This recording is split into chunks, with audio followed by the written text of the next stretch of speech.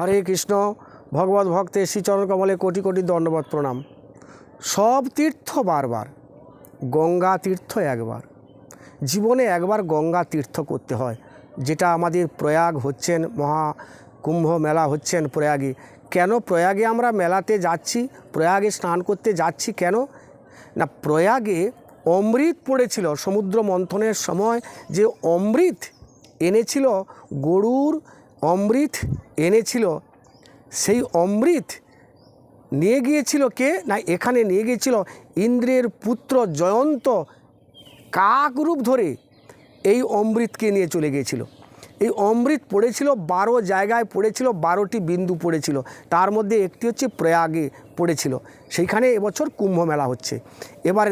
এবারে দেখুন কবি কি বলছে দেখুন।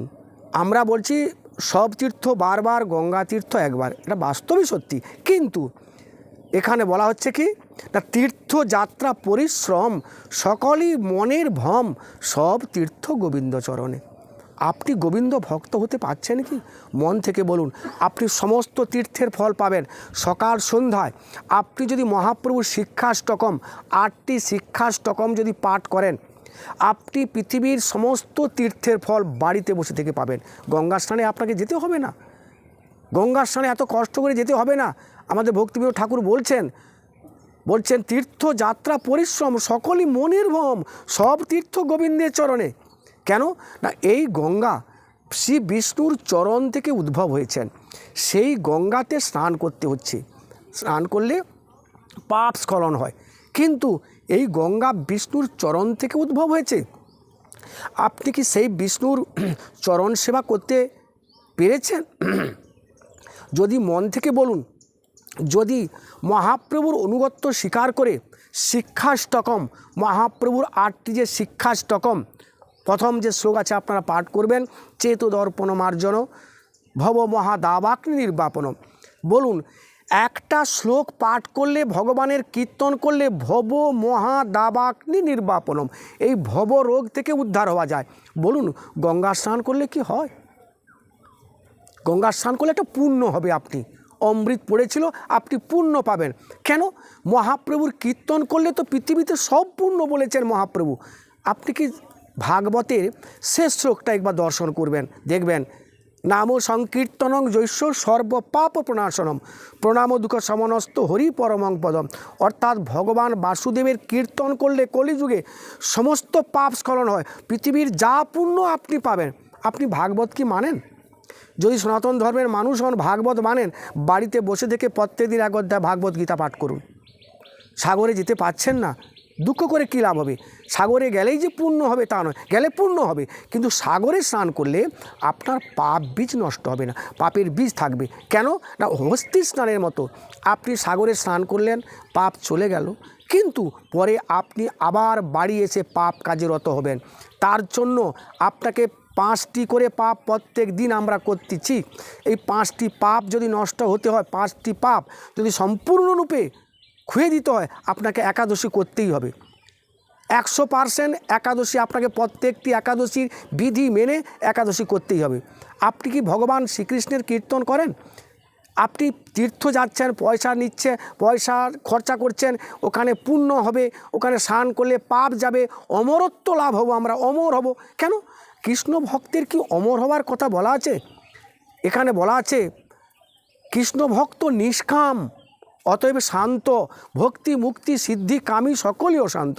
তাহলে কৃষ্ণ ভক্ত ভক্তি চাইবেন না, মুক্তি চাইবেন না, সিদ্ধি চাইবেন না, কামী চাইবেন না, তাহলে কৃষ্ণ ভক্ত গঙ্গা স্নানে স্নান করার পরে পুণ্য চাইবে?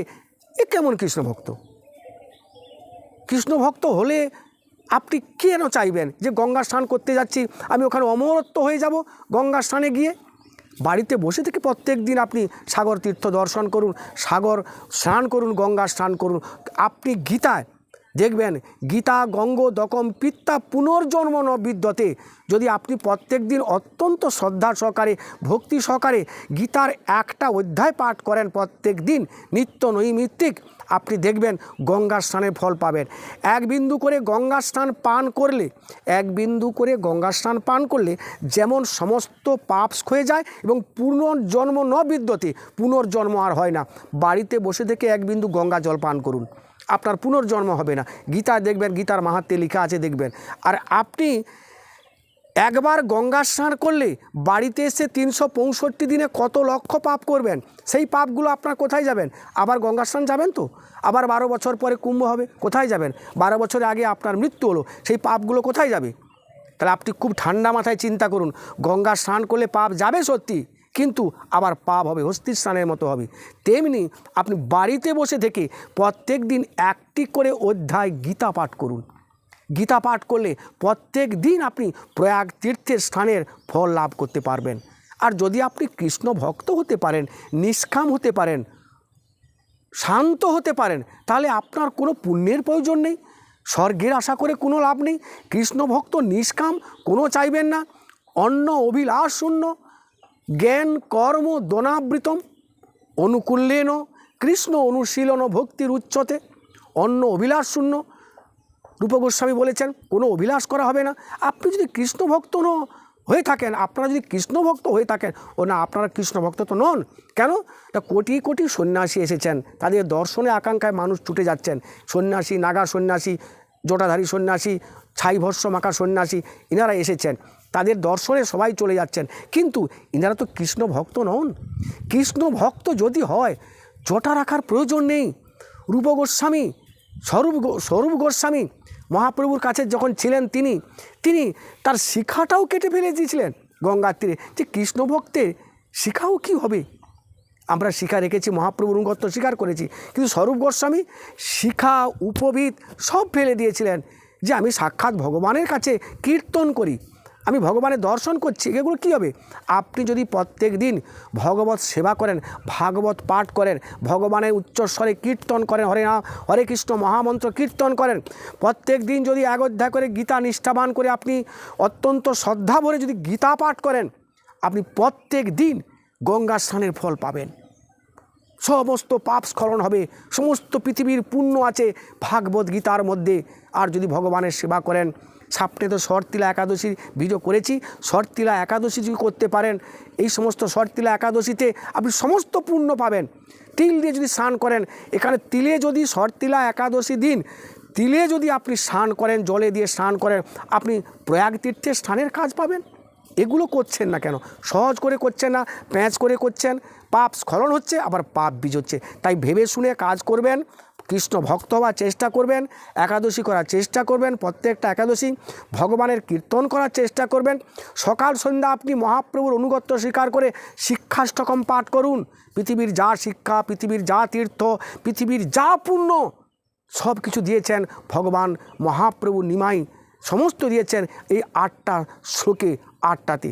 আপনারা এগুলো পাঠ করবেন, অত্যন্ত ভালো থাকবেন, সমস্ত পাপ স্খলন হবেন। গঙ্গাসাগর মেলা চলবে। গঙ্গাসাগর মেলায় অমাবস্যা আসছে, আপনারা স্নান করলে পৃথিবীর যা পুণ্য আপনারা পাবেন। আচ্ছা, একটা কথা চিন্তা করুন, আপনি বলুন, কোনো পক্ষ নিয়ে আমি কথা বলছি না, তাহলে গঙ্গাসাগরে অমৃত পড়েছিল, তার জন্য প্রয়াগ তীর্থে আপনারা সবাই স্নান করছেন, সবাই আমরা স্নান করছি, সমস্ত পুণ্য তাহলে কি হবে? যদি পুণ্য হয়, তাহলে গঙ্গাসাগর মেলাতে অগ্নি প্রজ্বলিত হলো কি করে? 20টা 25টা ঘর একসঙ্গে পুড়ে ভস্মীভূত হয়ে গেল কি করে? দেখুন, শাস্ত্রে বলা আছে, যদি 16 আনা পাপ না পূর্ণ হয়, ঘর দাহ হয় না, অগ্নি সংযোগ হয় না, বাড়ি কোনো প্রকার পুড়ে না। 16 আনা পাপ যদি না পূর্ণ হয়, বাজ পড়ে মানুষ মৃত্যু হয় না। 16 আনা পাপ যদি না পূর্ণ হয়, কুকুরে হাঁড়ি মারে না। 16 আনা পাপ না পূর্ণ হলে গরু গলায় দড়ি নিয়ে পাগায় পড়ে মরে না। এই 16 আনা পাপ পূর্ণ হলে এইগুলো হয়। গঙ্গাসাগরে কত জটাধারী, কত কিছু নাগা সন্ন্যাসী স্নান করলেন এবং গঙ্গা তীর্থে অমৃত পড়েছিল, কেন সেখানে 20টা ঘর পুড়ে গেল? এটা কেউ বলবেন কি বলছেন না, এটা হচ্ছে কেউ অন্যায় করে আগুন ধরিয়ে দিয়েছেন, কেউ বলবে তার কোনো সন্ধান নেই। কোনো কী করে আগুন লাগলো তার সন্ধান নেই। কেন? ঘরগুলো দাও হয়ে গেল কী করে? এত যদি সেখানে অমৃত পড়েছিল, এত যদি করেছিল। দেখুন একটা কথা, গঙ্গাসাগর মেলাতে স্নান করলে পাপ যাবে ঠিক আছে, সেই মনোবৃত্তি কলির মানুষের নেই। সন্ন্যাসীরা যারা জটা জুটোধারী সন্ন্যাসীরা তারা শিবভক্ত। আপনি শ্রীমদ্ ভাগবত গীতা দেখবেন, দেবব্রতা জানতি দেবব্র, পিতৃনা জানতি পিতৃব্য, ভূতে না জানতি ভূতেব্য। যদি কেউ পিতৃপুরুষের আরাধনা করেন তিনি পিতৃলোকে যান, কেউ যদি দেবতার আরাধনা করেন তিনি দেবলোকে যান, কেউ যদি ভূত প্রেতে আরাধনা করেন তিনি ভূতলোকে যান, কেউ যদি আমার আরাধনা করেন তিনি আমার লোকে যান। তাহলে আপনি কি শ্রীকৃষ্ণের ভক্ত? তো যদি শ্রীকৃষ্ণের ভক্ত না হন, আপনি শিব ভক্ত হলে আপনি শিবলোকে যাবেন। যতই জটা রাখুন, যতই জটা রাখি, যতই যে করি, যে যেমন স্তরের মানুষ গঙ্গা স্নান করলেও, আপনি তো গঙ্গা স্নান করলেন, গঙ্গা উদ্ভব হয়েছেন কি না বিষ্ণুর পাদ পদ্ম থেকে। তাহলে আপনি বিষ্ণুর ভক্ত তো নয়, আপনারা তো বিষ্ণুর ভক্ত নয়, আপনারা জটা জুটো রেখেছেন, বিষ্ণুর ভক্ত নয়। যতদিন আপনি বিষ্ণুর ভক্ত না হতে পারছেন ততদিন তার ধামে আপনি যেতে পারবেন না। আমরা যদি শিব ভক্ত হই শিবলোকে যাব, আমরা যদি ব্রহ্মার ভক্ত হই ব্রহ্মলোকে যাব, আমরা যদি পিতৃভক্ত হই পিতৃলোকে যাব, ভূত প্রেতের আরাধনা করলে ভূতলোকে যাব। আর ভগবান বলছেন আমার আরাধনা যদি কেউ করেন, শ্রীকৃষ্ণ বলছেন তিনি আমার লোকে যাবেন। তাই এই শ্রীকৃষ্ণের আরাধনা কি শুধু গঙ্গা স্নান করলেই হয়? গঙ্গা স্নান করলে মন কি পবিত্র হচ্ছে? আপনি আবার পাপ ক্ষয় হচ্ছে, আবার পাপের বীজ থেকে যাচ্ছে সেখানে, তাই পাপে আবার আপনি পাপ করছেন, ইত্যাদি ইত্যাদি হাজার হাজার পাপ করছেন। এই পাপের বীজ স্খলন হবে সম্পূর্ণরূপে, পাপ বীজ নষ্ট হবে কেবলমাত্র ভগবানের স্মরণ করলে। একটু শুনুন আপনারা, ব্রহ্ম ভুবন লোকা পুনরাবর্তিত অর্জুন মামু পেত তু কুন্তয়ে পুনর্জন্ম ন বিদ্যতে। তোমার জন্ম মৃত্যুর চক্র থেকে যদি উদ্ধার হতে হয় কৃষ্ণ ভক্ত হ। হে অর্জুন, আমার ভক্ত হ, আমার শুদ্ধ ভক্ত হ, তাই আমার ধামে তুমি বাস করতে পারবে, সহজেই পারবে। যতক্ষণ পর্যন্ত আপনি যদি 50 হাতও জটা রাখেন, কোটি কোটি জটা পরেন, তুলসীর মালা ইত্যাদি ইত্যাদি করেন, শিখা রাখেন, তিলক নেন, হবে না। আপনি মন থেকে বলুন আপনি কৃষ্ণ ভক্ত কিনা। যদি আপনি মন থেকে বলেন পূর্ণ কৃষ্ণ ভক্ত, তাহলে আপনার উদ্ধার হবে। শিব ভক্ত হলে শিবলোকে আসতে হবে। তার মানে আপনাকে কোনো দিন না কোনো দিন আবার এখানে মনুষ্য দিয়ে আরও আসতেই হবে। তাই গঙ্গা স্নান করলে সমস্ত পাপ যাবে, কিন্তু পুনশ্চ আবার পাপ হবে। এই কথাটা জেনে আপনারা গঙ্গা স্নানে যাবেন। হরে কৃষ্ণ, জয় নিতাই।